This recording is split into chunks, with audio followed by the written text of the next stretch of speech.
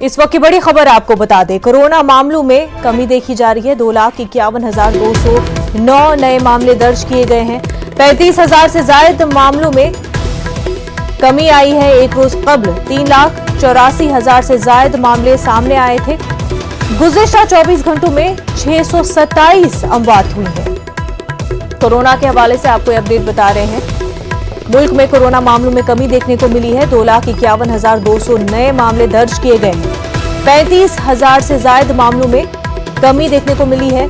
एक रोज कबल 3,84,000 से ज्यादा नए मामले आए थे।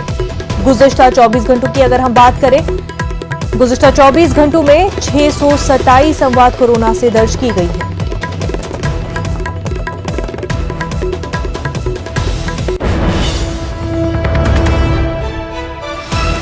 कोरोना के हवाले से आपको अपडेट बता रहे हैं। कोरोना के केसेस में कमी देखने को मिली है। 2,51,209 नए मामले पूरे मुल्क में कोरोना के दर्ज किए गए हैं। आपको बता दें 35,000 से ज्यादा मामलों में कमी देखने को मिली है। अगर हम एक रोज कबल की बात करें तो 3,84,000 से ज्यादा नए मामले सामने आए थे और गुज़िश्ता 24 घंटों में 627 अमवात दर्ज की गई है।